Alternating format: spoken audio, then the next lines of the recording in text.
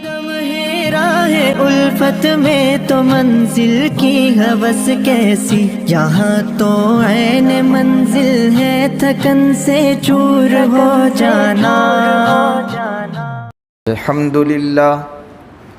الحمدللہ وحدہ والصلاة والسلام علی من لا نبی بعدہ،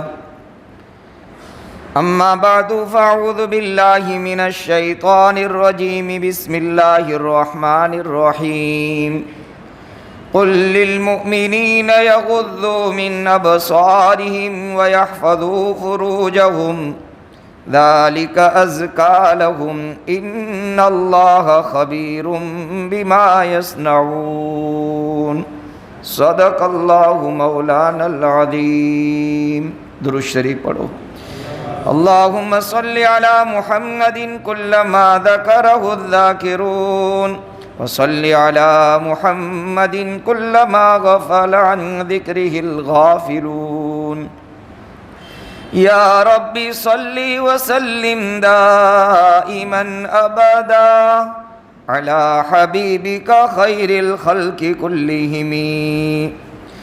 قابل احترام حضرات، سامعین کرام، بزرگوں، عزیزوں اور دینی بھائیوں، ہمارا موضوع اور عنوان چل رہا ہے حفاظت نظر کے انعامات اور بد نظری کے نقصانات۔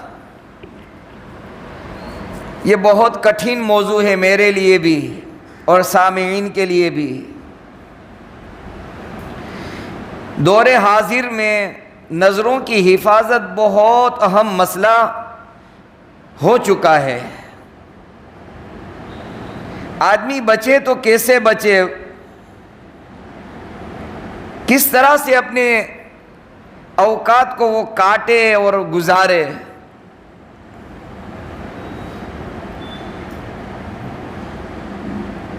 جس شعبے میں، جس ڈپارٹمنٹ میں جاؤ، نظروں کی حفاظت مشکل ہو رہی ہے۔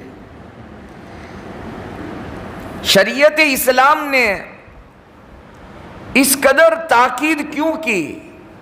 قرآن کریم میں اس کی اہمیت کیوں بیان فرمائی؟ اور محمد الرسول اللہ صلی اللہ علیہ وسلم نے بڑی تاکید فرمائی نظروں کی حفاظت کے باب میں۔ کیوں؟ اس لیے کہ اللہ سبحانہ و تعالی یہ چاہتے ہیں کہ زمین پر رہنے والا ہر بندہ اور ہر بندی عفت اور پاک دامنی کے ساتھ زندگی گزارے،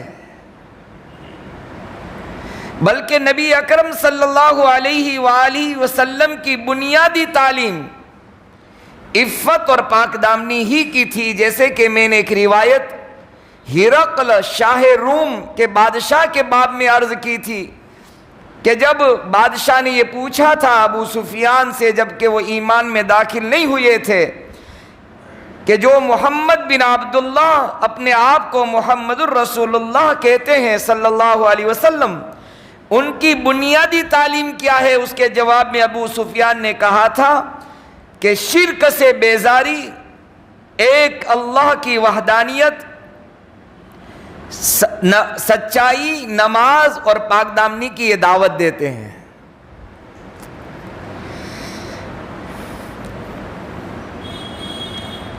قرآن کریم میں اللہ سبحانہ و تعالی نے پاک دامن رہنے کے لیے مستقل ایک سورت اللہ نے اتاری، جس کو سورہ یوسف کہتے ہیں۔ یوسف علیہ السلام کا پورا واقعہ اللہ نے سورت کی شکل میں جو قرآن میں نازل فرمایا، یہ اسی لیے فرمایا کہ قیامت تک آنے والی انسانیت اپنے آپ کو عفت اور پاک دامن رکھے۔ اور نظروں کی حفاظت اسی لیے کرائی جاتی ہے کہ اللہ کے بندے اور اللہ کی بندیاں پاک دامنی والی زندگی گزارے۔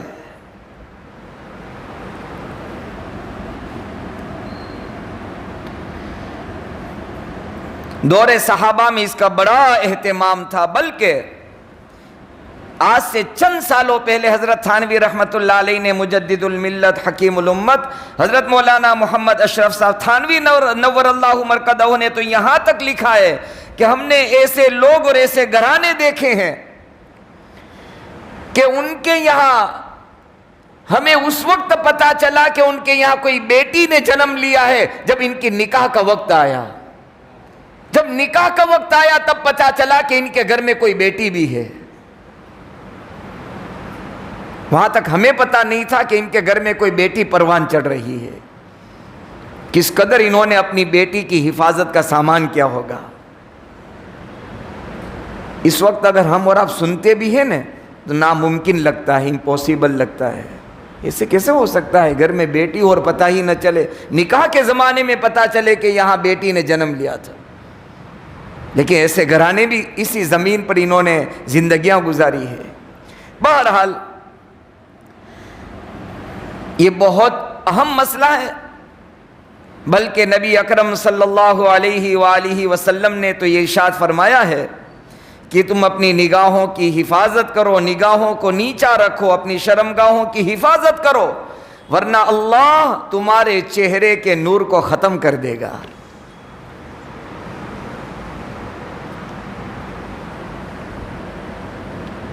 ایسے ایسے اللہ والے گزرے ہیں کہ جنہوں نے بڑی حفاظت نظروں کی ہے, اور بہت ضروری ہے, بہت ضروری ہے.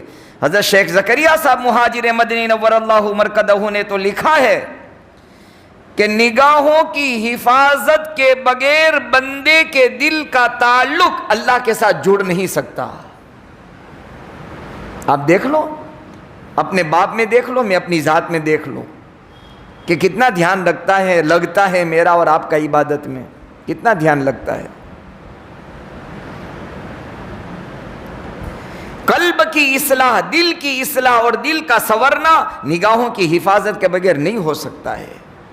بلکہ ایک عجیب روایت نبی اکرم صلی اللہ تعالی علیہ وآلہ وسلم کی پاک دامنی کے باب میں الترغیب و ترہیب میں لکھی ہے, عفو تعفو نساؤکم, عفو تعفو نساؤکم وبروا آباءکم تبروکم ابناؤکم, او کما قال رسول اللہ صلی اللہ علیہ وسلم. فرمایا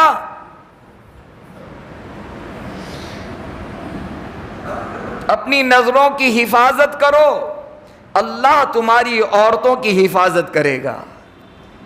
تم اپنی ذات کو پاک دامن رکھو, اللہ تمہاری عورتوں کو پاک دامن رکھے گا. آگے فرمایا تم اپنے والدین کے ساتھ اچھا سلوک کرو, حسن سلوک کرو, اچھا برتاؤ کرو, اچھے اخلاق کے ساتھ پیش آؤ, تمہاری اولادیں تمہارے ساتھ حسن سلوک کرے گی, اچھا برتاؤ کرے گی. اور یہ اللہ کی قدرت ہے اور اللہ کا یہ قانون ہے, اللہ کا ضابطہ رہا ہے ہمیشہ.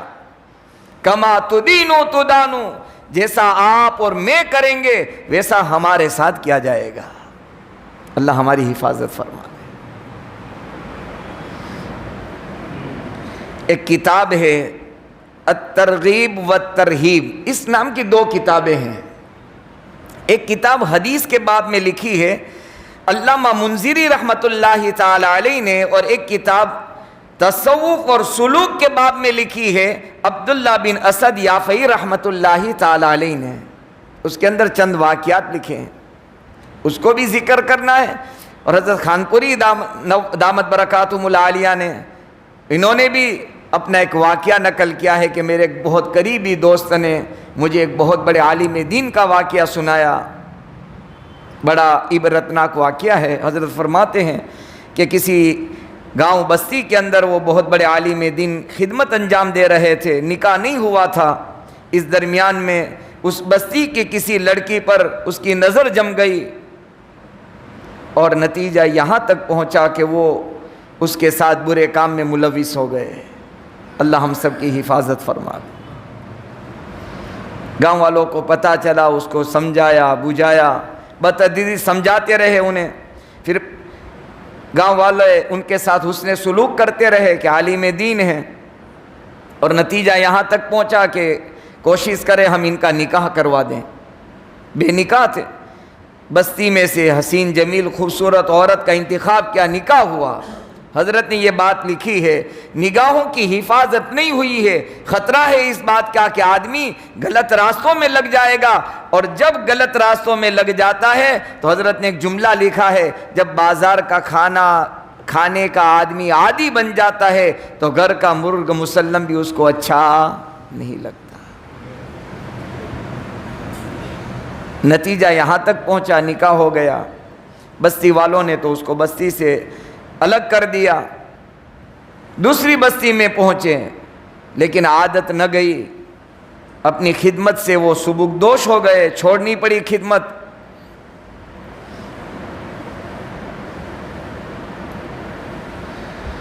حضرت نے ایک عجیب بات لکھی ہے کہ جب یہ عادت پڑ گئی تو یہ نوبت یہاں تک آئی کہ گھر میں حسین جمیل خوبصورت عورت ہے، نظروں کی حفاظت نہیں کی انہوں نے، تو کسی عورت کے ساتھ وہ ہم بستری کرتے، عورت دیکھتی رہتی، ڈانٹ ڈپٹ کرتی، مار دھاڑ ہوتی، یہ عورت کو دھکا دے کر نکال دیتے تھے اپنی بیوی کو۔ جب یہ بڑھاپے میں پہنچے، اس پر سنا رہا ہوں حدیث پاک میں نبی اکرم صلی اللہ علیہ وسلم نے یہ جملہ نقل کیا، عفو تعفو نساؤکم، اپنی پاک دامنی کو باقی رکھو، تمہاری عورتوں کی پاک دامنی باقی رہے گی۔ حضرت نے لکھا ہے کہ وہ باز نہیں آئے، جب بڑھاپے کو پہنچے تو پھر یہ عورت کسی اور کے ساتھ سوتی تھی اور اپنے شوہر اس عالم دین کو گھر سے باہر نکال دیتی تھی۔ اسے کئی ایک واقعات لکھے ہیں حضرت نے، سالوں پہلے ایک بہت بڑے عالم دین گزرے ہیں، ان کی کتاب کے حوالے سے ایک واقعہ لکھا ہے جس کو آپ نے بہت مرتبہ سنا بھی ہوگا، ایک سنہار کا واقعہ، بیانوں میں بھی سنا ہوگا کہ ان کے یہاں ایک بچہ خدمت بچپن سے کرتا تھا۔ ایک دن ایسا ہوا کہ وہ سنہار اپنے کام سے فارغ ہو کر گھر پہنچا تو اس کی بیوی دھاڑے مار مار کر رونے لگی۔ شوہر حیران ہو گیا کہ کیا ہو گیا، اچانک کیوں رو رہی ہے؟ تو کہ آج بہت بڑا حادثہ میرے ساتھ پیش آیا۔ کیا حادثہ پیش آیا؟ تو کہا کہ جس بچے کو ہم نے بچپن سے پالا تھا، ہمارے یہاں خدمت دے رہا ہے، آج وہ سبزی پہنچانے کے لیے آیا، سبزی دیتے ہوئے اس نے میرا ہاتھ تھاما اور اس قدر دبایا کہ میں نے محسوس کیا کہ اس کی نیت میں خطرہ ہے، کہ یہ نمک حرامی کرنے لگا ہے ہمارے ساتھ۔ یہ جملہ جب اس نے سنا، اس سنہار نے، اس سونی نے، تو کیا کہا؟ کچھ کہنے کے بجائے وہ بھی دھاڑے مار مار کر رونے لگا۔ تو بیوی نے پوچھا آپ کیوں رو رہے ہو؟ کہا قصور تیرا نہیں ہے، قصور میرا ہے۔ میرے نبی محمد الرسول اللہ صلی اللہ علیہ وسلم نے ارشاد فرمایا تھا تم پاک دامن رہو گے، تمہاری عورتیں پاک دامن رہے گی۔ آج ہوا ایسا، میرے ساتھ بھی حادثہ پیش آیا کہ ایک عورت آئی کنگن خریدنے کے لیے، چوڑیاں خریدنے کے لیے، میں نے ان کے ہاتھ میں تھما دی۔ میں کبھی پہناتا نہیں ہوں، لیکن اس حسین جمیل عورت نے یوں کہا کہ مجھے پہنا دیجئے۔ جب میں نے اس کا ہاتھ تھاما، جب میں پہنانے لگا، شیطان نے مجھ پر وار کر دیا اور میں نفس و شیطان کے دھوکے میں آ کر میں نے اس کا ہاتھ شہوت کے ساتھ دبایا۔ جیسا میں نے اپنی دکان میں کیا، یہی حادثہ میرے گھر میں اس بچے کے ذریعے سے پیش آیا۔ میرے بزرگوں، ابتدا نظروں سے ہوتی ہے۔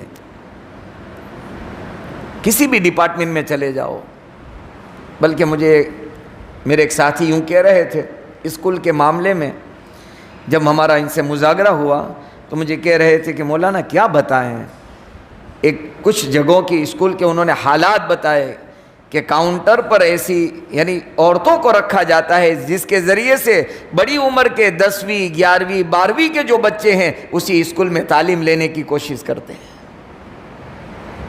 باقاعدہ باطل طاقتوں کا منظم پلاننگ ہے یہ۔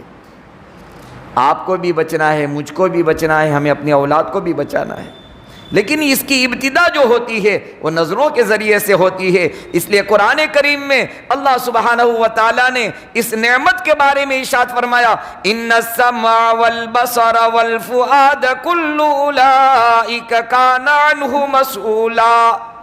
قیامت کے میدان میں اللہ سبحانہ و تعالیٰ کانوں کے بارے میں، آنکھوں کے بارے میں اور دل کے بارے میں سوال کرے گا کہ اس کا استعمال کہاں کیا۔ اللہ پوچھے گا آپ سے، مجھ سے، تمام سے اللہ پوچھے گا. ان السمع والبصر والفؤاد کل اولئک کان عنہ مسئولا. ہر ایک کے، اس لیے بہت بڑی نعمت ہے یہ آنکھ. ویگنانک اور سائنسدانوں نے لکھا ہے، حضرت مولانا محمد تقی عثمانی دامت برکاتہم العالیہ نے سائنسدانوں کے حوالے سے لکھا ہے، یہ آنکھ اتنی بڑی نعمت ہے، جب یہ اندھیرے سے اجالے کی طرف یا اجالے سے اندھیری کی طرف یہ آنکھ آتی ہے اور انسان داخل ہوتا ہے تو یہ آنکھ سکڑتی بھی ہے، سمیٹ جاتی ہے، اور یہ اجالے میں آتی ہے تو یہ آنکھ پھیل جاتی ہے. کتنی تیزی سے سکڑتی ہے، کتنی تیزی سے پھیلتی ہے. لکھا ہے سائنسدانوں نے، ویگنانکوں نے لکھا ہے کہ ایک لمحے میں، سیکنڈ سے بھی کم جھپکتی ہے نا آنکھ، اتنی دیر میں یہ 9 میل کے فاصلے کے تیزی کے ساتھ، 9 میل آدمی چلے کتنا دور چلے گا، اتنی تیزی کے ساتھ یہ پھیلتی ہے اور سکڑ جاتی ہے. اس کے اندر اعصاب جو رکھے ہیں اللہ تعالیٰ نے، باریک باریک اس کی وین جو رکھی ہے، اتنی تیزی کے ساتھ کھلتی ہے اور سکڑ جاتی ہے. ایسا مشین اللہ نے رکھا ہے آنکھوں کے اندر، یہ ایسا ہی نہیں رکھا اللہ نے. اسی لیے تو فرمایا ایک شوہر اپنی بیوی کو اور بیوی اپنی شوہر کو رحمت کی نظر سے جب دیکھتے ہیں تو اللہ ان دونوں کو بھی رحمت کی نظر سے دیکھتا ہے. یہ آنکھوں کی وجہ سے ہے. اور یہی تو فرمایا کہ جب ایک نیک اولاد ماں اور باپ کو رحمت کی نظر سے دیکھتے ہیں، شفقت کی نظر سے اولاد دیکھتی ہے تو اللہ تعالیٰ اس کو ایک مقبول حج کا ثواب عطا فرماتے ہیں. یہ نظروں کی وجہ سے ہے. یہ نگاہوں کی اہمیت دیکھو اسلام میں، دیکھ لینے سے اللہ تعالیٰ اتنا ثواب عطا فرماتے ہیں. تو بہرحال آدمی جب حفاظت کی کوشش کرتا ہے تو اللہ تعالیٰ اسباب بناتے ہیں. یاد رکھنا، اللہ اسباب بناتے ہیں. شاید میں نے پچھلی ایک مجلس میں کہا تھا کہ ایک نوجوان چل رہا تھا، سامنے سے دیکھا ایک خاتون آ رہی ہے، اندر سے اس کے جذبات اٹھے، شیطان اس پر حاوی ہوا، نفس آمادہ ہوا کہ ان کو دیکھنا ہی دیکھنا ہے، اور یہ دل ہی دل میں دعا کرنے لگا، اللہ یہ میری آزمائش کا وقت ہے، امتحان کی گھڑیاں ہے، تو بچائے گا تو بچ سکتا ہوں، تو نے آج اگر نہ بچایا تو میرے بچنے کی کوئی ہمت سکت طاقت نہیں ہے. یہ دل میں دعا کر رہا ہے، نظریں نیچی ہے، وہ بس قریب آنے لگی. 2 راستے پڑتے تھے، ایک داہنی طرف ایک بائیں طرف، اور ایک طرف سے وہ آ رہی تھی. یہ کتابوں میں لکھا ہے کہ اللہ تعالیٰ نے غیب سے انتظام کیا. داہنی طرف سے ایک آواز آئی، اس کے نام کی آواز آئی. جب اس نے اس کی طرف دیکھا، متوجہ کیا، دیکھا کوئی نہیں نظر آتا، اتنی دیر میں عورت وہاں سے گزر گئی. یہ ہے. بہرحال یہ ترغیب و ترہیب کے حوالے سے عبداللہ ابن سعد یافعی رحمۃ اللہ علیہ نے ایک واقعہ لکھا ہے. اس واقعے کی عرض کرنے کے بعد چند باتیں اور بھی کرنی ہے اگلی مجلس میں انشاءاللہ، بات کو ختم کرتا ہوں. لکھا ہے اللہ کیسا انتظام کرتے ہیں، اللہ کیسے اسباب بناتے ہیں. لکھا ہے کہ ایک نوجوان، ان کے جسم سے اور ان کے کپڑوں سے ہمیشہ مشک و عنبر کی خوشبو ہمیشہ آتی رہتی تھی. ایک مرتبہ ان کے دوستوں نے کہا بھائی تو اتنا پیسہ کیوں خرچ کرتا ہے اتنی قیمتی قیمتی خوشبوؤں پر؟ تو اس نے کہا اللہ کی قسم میں نے زندگی میں 1 پائی کا عطر یا خوشبو نہ خریدی ہے نہ لگائی ہے. تو کہ ماجرا کیا ہے؟ تو کہ ایک راز ہے، یہ ایک راز ہے، آج تک میں نے کسی کے سامنے نہیں کھولا. دوست پیچھے پڑ گئے کہ آج تو بتانا ہی پڑے گا. اور ایک دنیا کا قانون ہے، جس چیز کو کبھی نہ بتاؤ تب تو کوئی مسئلہ نہیں، اور یوں کہہ دو کہ نہیں بتاؤں گا تو آدمی پیچھے پڑ جاتا ہے. الانسان حریص فیما منیا، انسان اس چیز کا زیادہ لالچی بنتا ہے جس سے اس کو روکا جاوے. اب دیکھنا کبھی کوئی جھگڑا ہوگا نا، بھائی ہٹو، دور ہٹو، مت جاؤ، تو آدمی اور بھاگتا ہے. جتنا دور کرو اتنا بھاگے گا، اور ایسے ہی چھوڑ دو آدمی کو پتہ بھی نہیں چلتا ہے. بہرحال یہ انسان کی ایک فطرت ہے، جس سے روکو اس کے قریب جائے گا. انہوں نے منع کیا میں راز نہیں کھولوں گا، تو یہ پیچھے پڑ گئے. پھر انہوں نے کہا میرے والد محترم کی ایک دکان تھی جس میں گھر کا سامان مل رہا تھا.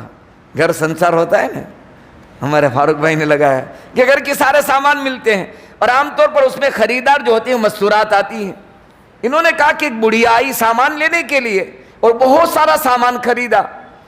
اب سامان اٹھانے کا بھی مسئلہ تھا اور قیمت ادا کرنے کا بھی مسئلہ تھا.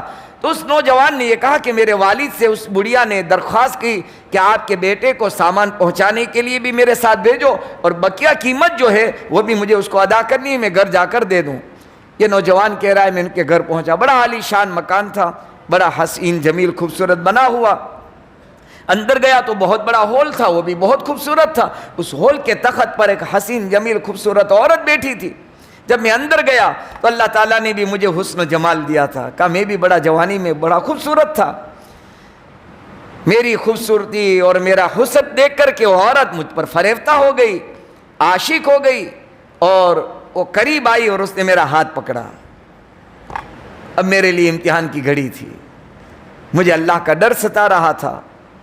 اب میں نے بہت چھڑانے کی کوشش کی۔ اس عورت نے کہا کسی بھی قیمت پر میں چھوڑنے کو تیار نہیں ہوں، تجھے میرے ساتھ منہ کالا کرنا ہے، میری خواہش کو پورا کرنا ہے۔ میں انکار کرتا رہا، وہ زبردستی کرتی رہی۔ اللہ نے اچانک سے میرے دل میں ایک بات ڈالی، دیکھو اللہ کیسی مدد کرتا ہے۔ میرے دل میں اللہ نے بات ڈالی کہ اس وقت میں ان سے یہ کہوں کہ مجھے بہت سخت قضائے حاجت ہے، ٹوائلٹ کا مجھے تقاضا ہے، تو تھوڑی دیر کے لیے مجھے اجازت دے دے، میں قضائے حاجت سے فارغ ہو کر ٹوائلٹ سے فارغ ہو کے میں آ رہا ہوں۔ بس میرا ایسا کہنا تھا کہ اس نے اپنی خادمہ کو پیچھے لگا دیا کہ جاؤ ٹوائلٹ وغیرہ صاف کرو، جب یہ فارغ ہو جاوے ان کو لے کر آ جاؤ۔ میں اللہ سے دعا کرتا رہا، اللہ تو میری مدد کر دینا، اللہ میری مدد کر دینا۔ میں اندر گیا، استنجا سے فارغ ہوا، اللہ نے دل میں بات ڈالی۔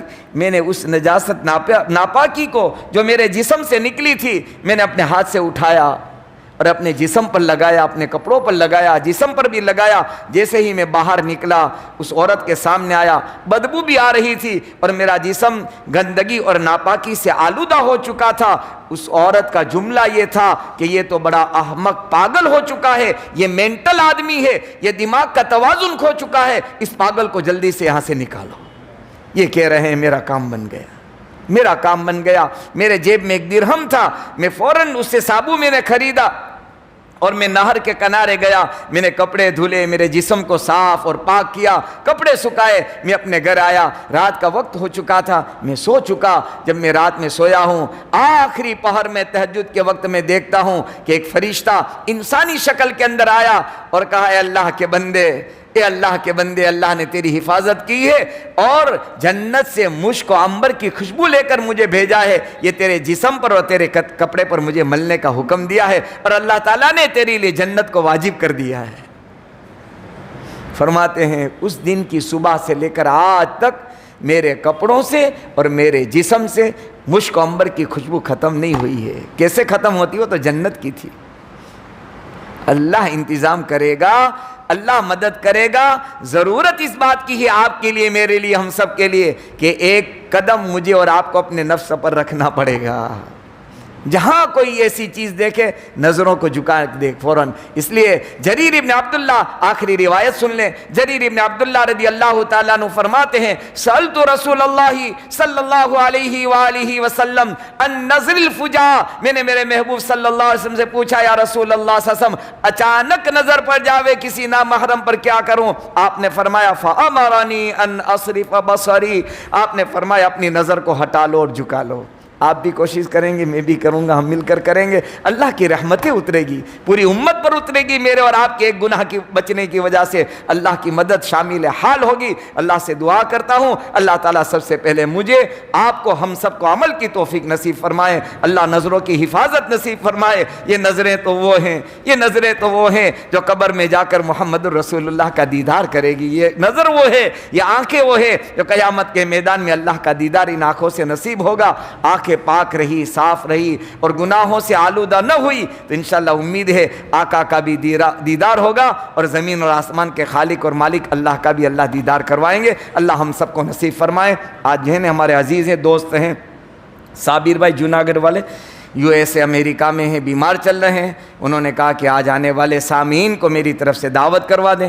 ہمارے عارف بھائی نے کچھ مٹھائی وغیرہ کا انتظام کیا ہے، اللہ تعالیٰ ان کو دنیا آخرت کی بہتر سے بہتر اس کا بدلہ نصیب فرمائے، بھلائیاں نصیب فرمائے۔ درود شریف پڑھ لیں۔ اللہم لک الحمد کما ینبغی لجلال وجہک وعظیم سلطانک، اللہم لا نحصی ثناء علیک انت کما اثنیت علی نفسک یا رب صلی وسلم دائما ابدا علی حبیبک خیر الخلق کلہم۔ اللہ گنہگار ہیں، خطاوار ہیں، کون سے ہم گناہ آپ کو گنوائیں؟ صبح بیدار ہونے سے لے کر شام سونے تک ہماری زندگیاں تیری ناراضگی میں گزرتی ہے۔ تو ایک ایسا رحیم اور کریم اللہ ہے، رب ہے، مالک ہے، خالق ہے، یہاں گناہ کیا جاتا ہے وہاں تیری ستاری کا پردہ تو ڈال دیتا ہے۔ اے ستاری کرنے والے، ہمارے ساتھ معافی کا معاملہ فرما لے، ہمارے ساتھ درگزر کا معاملہ فرما لے، دنیا آخرت کی ذلت اور رسوائی سے حفاظت فرما لے۔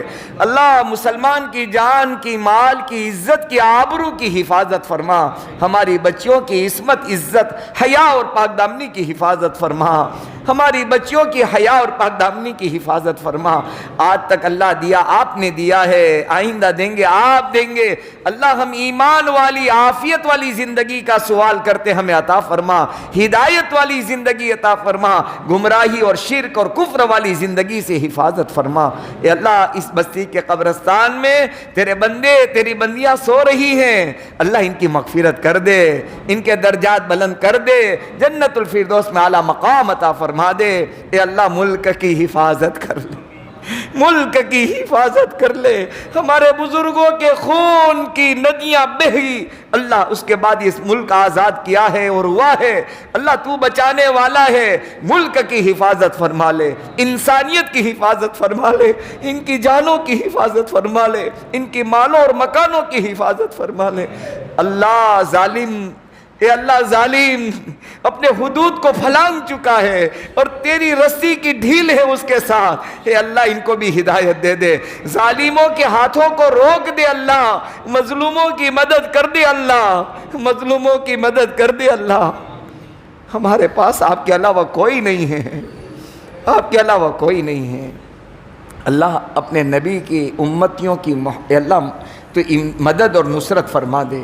اے اللہ ہم کس کو فریاد کریں، کس کو سنائیں ہماری داستانیں، کس کو سنائیں ہمارے غم، ہمارے دکھ سننے والے آپ ہیں اللہ، آپ ہیں اللہ۔ کیسے مکان اجاڑے جا رہے ہیں، کیسے مکان اجاڑے جا رہے ہیں، اللہ تو آسمانوں سے دیکھ رہا ہے، اللہ تو آسمانوں سے مظلوموں کی آہیں سن رہا ہے۔ اللہ ان مظلوموں کی مدد فرما، ان کی نصرت فرما، اللہ ان کی ضرورتوں کو اپنے خزانے سے پورا فرما۔ ہماری دعاؤں کو، جن لوگوں نے دعاؤں کے لیے کہا سنا اے اللہ لکھا ہے، اللہ ان کے حق میں اے اللہ ہماری دعاؤں کو قبول فرما لے۔ اے اللہ ان مظلوموں کی مدد کر دے، ان مظلوموں کی مدد کر دے، ان کا کوئی قصور نہیں ہے۔ کہ اللہ یہ تیرے نبی کی، اے اللہ تیرے نبی کی شان کو بیان کرنے اور تیرے نبی کی اے اللہ شان کو باقی رکھنے کے لیے راستوں پر نکلے ہیں۔ اے اللہ تو دیکھ رہا ہے، اللہ تو دیکھ رہا ہے، اللہ ان کی مدد فرما دے۔ ہماری دعاؤں کو اپنے فضل، اپنے کرم، پیارے نبی محمد الرسول اللہ صلی اللہ علیہ وسلم کے صدقے میں اور آپ کے طفیل سے ہماری دعا کو قبول فرما لے۔ سبحان ربک رب العزت عما یصفون وسلام علی المرسلین والحمد للہ رب العالمین برحمتک یا ارحم الراحمین۔